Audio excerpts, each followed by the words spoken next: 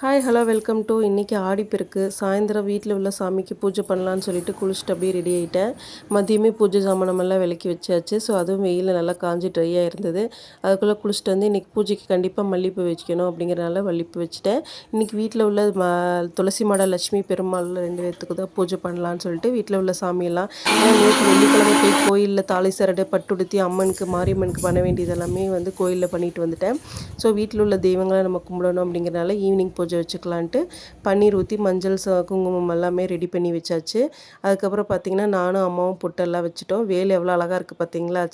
வேலோட கம்பீரம் எந்த ஒரு இதுக்கும் வராதுன்னு சொல்லுவாங்கள்ல, அவ்வளோ அழகுங்க அந்த வேல். அதுக்கப்புறம் பார்த்திங்கன்னா ஸ்வஸ்திக் பொட்டு தான் எப்போவுமே முக்காலையில் சாமியை உட்கார வைக்கணும், அவ்வளோ ஒரு அம்சம்னு சொல்லுவாங்க. எந்த ஒரு பொட்டும் வைக்காமல் சாமியை வந்து நம்ம உட்கார வைக்கக்கூடாது. அதே மாதிரி பார்த்திங்கன்னா உருளியில் தண்ணி வீடு ஃபுல்லாக இறைச்சாச்சு. இந்த தடவை நான் மனோரஞ்சிதையில் தான் வந்து யூஸ் பண்ணலாம் அப்படின்னு சொல்லிட்டு யூஸ் பண்ணியிருக்கேங்க பூஜைக்கு. எப்போவுமே பார்த்திங்கன்னா மா இலை, அதுக்கப்புறம் வந்து செண்பக இலை, மா இலை, அதுக்கப்புறம் மனோரஞ்சித இலை, எந்த இலை கிடைக்குதோ அந்த இலையை வச்சு நம்ம வந்து உருளைக்கு வச்சுக்கலாம். அதுக்கப்புறம் பார்த்திங்கன்னா அந்த உருளையில் பச்சை கற்பூரம், ஏலக்காய், பன்னீர், அதுக்கப்புறம் கஸ்தூரி மஞ்சள் எல்லாமே போட்டு கற்கண்டு எல்லாமே போட்டு நான் வந்து அந்த உருளையை பூஜை ரூமில் செட் பண்ணிடுவேன். அதுக்கப்புறம் பார்த்திங்கன்னா துளசி மாடம் அம்மனை அழகாக அலங்கரிச்சாச்சு. அலங்கரிச்சதுக்கப்புறம் மாக்கோலம்லாம் போட்டிருக்கேன். மாக்கோலம் எப்படி இருக்குன்னு கமெண்ட்ஸில் சொல்லுங்கள். ஸோ எல்லா சாமியும் ஃபஸ்ட்டு வெளியே உள்ள சாமி நம்ம வந்து அழகுபடுத்தியாச்சு. அதுக்கப்புறம் வந்து பார்த்திங்கன்னா அம்மனுக்கு வந்து விளக்கு போடுறதுக்காக அங்கே ஒரு பொட்டு வச்சு, அதுக்கப்புறம் வீட்டு முன்னாடி பார்த்திங்கன்னா அழகாக வந்து கோலம் போட்டலாம்னு சொல்லிட்டு எனக்கு எப்போவுமே வந்து படிக்கோலம் போட தான் ரொம்ப பிடிக்கும். அது என்னமோ எனக்கு படிக்கோலம் மட்டும் தான் நல்லாவே வரும். எப்போவுமே மற்ற கோலமே அழகாக வரும், ஆனால் வந்து படிக்கோலம் வந்து எனக்கு ரொம்ப அவ்வளோ ஒரு இன்ட்ரெஸ்ட் அந்த கோலம் போட்டதில். நான் மாக்கோலம் போடுறது எவ்வளோ அழகாக இருக்குதுன்னு யாராவது கமெண்ட்ஸில் சொல்லுங்கள். கண்டிப்பாக எனக்கும் என்கரேஜ்மெண்ட்டாக இருக்கும். அதுக்கப்புறம் வந்து பார்த்திங்கன்னா கோலமெல்லாம் போட்டாச்சு. அது என்னமோ என்ன நீங்கள் கலர் பொடி கோலப்பொடி போட்டாலும் அந்த மாக்கோலத்தோட அழகே தனிங்க.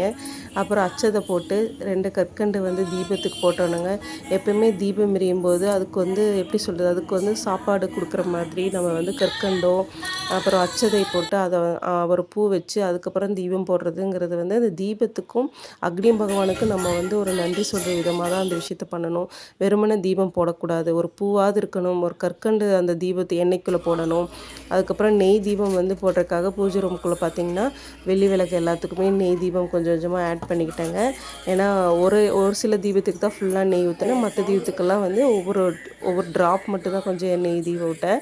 அதுக்கப்புறம் அம்மனுக்கு வந்து இன்றைக்கி தாம்பூலம் நான் ரெடி பண்ணியிருக்கேன். ஏன்னா நேற்று கோயிலில் கொண்டு போய் கொடுத்தேன். இங்கே என்னோட எப்போ நான் கும்பிட்ற லக்ஷ்மிக்கு நான் வந்து தாம்பூலம் ரெடி பண்ணாமல் இருப்பேனா, அதனால் என்னால் முடிஞ்ச கனிகளை வச்சு சாமிக்கு தாலி சரடு, வளையல், கண்ணாடி, சீப்பெல்லாம் வாங்கி சாமிக்கு என்னால் முடிஞ்ச எனக்கு என்ன பாக்கியம் கொடுத்துருக்காளோ அந்த பாக்கியத்துக்கு தகுந்த மாதிரி நான் வந்து தாம்பூலம் ரெடி பண்ணி அம்மாவுக்கு மல்லிகைப்பூ எல்லாம் வச்சு நான் ரெடி பண்ணி தீபம் போட்டுட்டேன். எனக்கு வந்து என்னோடய துளசி மாடம் அவ்வளோ இஷ்டங்க. எல்லா கஷ்டத்துலேயும் எல்லா இதுலேயும் என்னை காப்பாற்றி கொண்டு போயிருப்பாங்க. இந்த துளசி மாடத்தில் உள்ள பெயிண்டிங்கெல்லாம் நானே அம்மாவுக்காக உட்காந்து அழகாக நான் பண்ணது. பார்க்குறவங்களுக்கு அது ஈஸியாக இருக்கும், ஆனால் எனக்கு வந்து ஒவ்வொரு வருஷம் நான் வந்து இதெல்லாம் பெயிண்ட் பண்ணுவேன். இந்த வராண்டாலேருந்து துளசி மாடத்துலேருந்து எல்லாமே நான் தான் பெயிண்ட் பண்ணுவேன். அப்படியே அம்மனுக்கு வந்து பார்த்திங்கன்னா வந்து தாலி சரடு எல்லாமே அப்படி கட்டி விட்டாச்சு. அதுக்கப்புறம் வளையல் போடுறதெல்லாம் போட்டுடலான்னு சொல்லிட்டு வளையல் போட்டுருந்தேன். சரி நெய்வேத்தியமாக இன்றைக்கி நெல்லிக்கனியும் பாலும் தான் வச்சுருந்தேன். அதுக்கப்புறம் அந்த ஃப்ரூட்ஸ் எல்லாம் காமிச்சிட்டு கூடவே வந்து நான் வந்து கல்லுப்பு ஆட் பண்ணிக்கிட்டேன். ஏன்னா இன்றைக்கி ஆடிப்பெருக்கு, நமக்கு மாங்கல்ய பலமும் வீட்டில் லட்சுமி கடாட்சமும் நிரம்பணும் அப்படின்னா மாதுளம்பழம், கல்லுப்பு எல்லாமே கண்டிப்பாக வேணும் அப்படின்ட்டு அதை மெயினாக தட்டில் வச்சுட்டேங்க. ஏன்னா எனக்கு தெரிஞ்ச பூஜை முறையில் தான் நான் பூஜை பண்ணுறேன். வேறு யாரும் எனக்கு சொல்லி கொடுத்தது கிடையாது. என்னோடய அனுபவத்தில் தான் நான் பண்ணுவேன், அவ்வளோதான். ஸோ சாமிக்கு நெல்லிக்கனி வச்சாச்சு. அதுக்கப்புறம் பார்த்திங்கன்னா சீப்பு காமிச்சு விட்டாச்சு. அடுத்து கண்ணாடி சாமி அலங்கரிச்சோன்னா அவங்க முகத்தை காட்டுறதுக்கு கண்ணாடியில் காமிச்சாச்சு.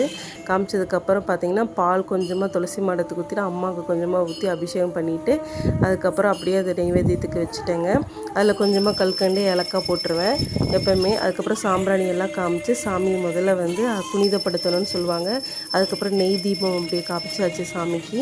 அப்படி காற்றுங்க, இந்த காற்றுல வந்து அந்த நெய் தீபத்தை நான் வந்து சாமிக்கு காமிக்கிறதுக்குள்ளே பாடுபட்டு போயிட்டேங்க. ஆனாலும் பரவாயில்ல எப்படியும் சாமி காமிச்சாச்சு. கடைசியில் கற்பூரத்தையும் காமிச்சு ஆரத்தியும் எடுத்து சாமியை கும்பிட்டாச்சு. சதாபூரணி அன்னபூரணி சங்கர பியான வல்லதே ஞான வைராகி சித்தர்த்தம் பிஷாந்தேவி ச பார்வதி நமஸ்துதே அப்படின்னு சொல்லி சாமியை வேண்டியாச்சு. எல்லோரும் விழுந்து கும்பிட்டாச்சுங்க.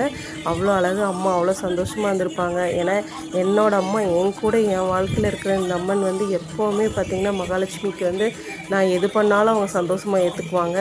ஒவ்வொரு முறையும் பார்த்திங்கன்னா நான் அதை பெயிண்ட் பண்ணும்போது அவ்வளோ சந்தோஷமாக பெயிண்ட் பண்ணுவேங்க. எனக்கு வாழ்க்கையில் எனக்கு இருக்கிற துணை இவங்க ஒருத்தங்க மட்டும்தான். ஸோ அப்படியே அவங்களே நான் கும்பிட்டாச்சு. குழந்தைகளே கும்பிட வச்சாச்சுங்க. அவங்களும் சாமி நல்லபடியாக கும்பிட்டாங்க. அம்மா விழுந்து கும்பிட்டாங்க. அதுக்கப்புறம் நிலவாசலுக்கு எல்லாமே பூஜை முடிச்சுட்டு உள் பூஜை வந்தாச்சு. உள்ளேயும் எல்லாமே ரெடி பண்ணி வச்சுட்டு தான் போனதுனால உள்ளேயும் தீபாராதனை காமிச்சு எல்லாமே சாமி கும்பிட்டலான்னு கும்பிட்டுருந்தேங்க. அதுக்கப்புறம் பார்த்திங்கன்னா இன்றைக்கி ஆடிப்பெருக்கு விழா அப்படிங்கிறது வந்து குடும்பத்தோட நல்ல வேளை இன்றைக்கி என் ஹஸ்பண்ட் வந்து நேரத்துலேயே வந்தனால அவரோட சேர்ந்து பூஜை பண்ணுற பாக்கியம் எனக்கு கிடச்சிது. குடும்பத்தோடு பூஜை பண்ணுற சந்தோஷம் வேறு எதுலேயுமே கிடைக்காதுங்க. அதுக்கப்புறம் உள்ளே இருக்கிற எல்லா சாமிக்கும் அப்படி காமிச்சிட்டு அதுக்கப்புறம் நிலவரையில எல்லாமே காமிச்சாச்சு, நெய் தீபம் எல்லாமே. அப்புறம் சாமி கும்பிட்டாச்சு எல்லாருமே. கும்பிட்டு அதுக்கப்புறம் அது ஒரு சந்தோஷம் எனக்கு. அது எப்படி சொல்கிறது, நான் பலதரப்பட்ட விஷயங்களை நான் யோசிச்சுட்டே இருப்பேன் அந்த டைமில். சாமி எனக்கு இதெல்லாமே எனக்கு வந்து என் வாழ்க்கையில் எனக்கு எழுதி கொடுத்து என்னை வந்து இந்த பூஜை பண்ண சொல்லியிருப்பாங்க. நான் ஒவ்வொரு தடவையும் நினச்சிக்குவேங்க. என் எண்ணத்தில் என்ன தோணுதோ அதை மட்டும் தான் நான் வாழ்க்கையில் செஞ்சுருக்கேன் ஒழிஞ்சு என் எண்ணம் தப்பாகவே இன்ன வரைக்கும் எனக்கு சொன்னது கிடையாது. என்னோடய எல்லா ஒவ்வொரு படியிலையும் என் எண்ணம் சொன்னது மட்டும் தான் நான் செஞ்சுருக்கேன். ஸோ உங்கள் மனசாட்சியும் எண்ணங்களையும் நல்ல முறையில் வளர்த்துனீங்கன்னா வாழ்க்கையில் எல்லாமே நல்லபடியாக நடக்குங்க. இதுதான் நான் வந்து என் வாழ்க்கையில் நான் ஒவ்வொரு விஷயமா புரிஞ்சுட்டு வந்துட்டுருக்கிறது. அப்புறம் கடைசியில் ஹஸ்பண்ட் கையால் எப்போவுமே வெள்ளிக்கிழமை அவர் இருக்கும் பூஜை பண்ணும்போது குங்குமம் வச்சுக்குவேன். குங்குமம் வச்சு அவர்கிட்ட விழுந்து சாமி கும்பிட்டு ஆசீர்வாதம் வாங்கிக்குவேங்க. அது வந்து அவ்வளோ ஒரு சந்தோஷம் எனக்கு. என் ஹஸ்பண்டும் அப்படி தான். எனக்கு எல்லா விதத்துலேயும் அவரோட ஆறுதல் இல்லைன்னா நான் வாழ்க்கையில் இந்த அளவுக்கு நான் வந்திருக்க முடியாது. ஒவ்வொரு ஆண்மகனும் ஒரு பெண்ணுக்கும் இந்த அளவுக்கு ஆதரவு கொடுத்தாவே போதும், வாழ்க்கையில் எல்லாத்தையுமே நம்ம சாதிச்சிடலாங்க. அதே மாதிரி அவங்களும் நமக்கு எல்லாத்துலேயும் இருக்கணும், நம்மளும் அவங்களுக்கு எல்லா விஷயத்துலேயும் துணை இருக்கணும், எல்லாத்துலேயும் ஆதரவாக இருக்கணும், பாசமாக இருக்கணும். அதுதான் என்னை பொறுத்தளவு. அதுக்கப்புறம் அப்படியே பேசிட்டு நாங்கள் கொஞ்சம் நேரம் எப்போவுமே உட்காந்துக்குவோம்.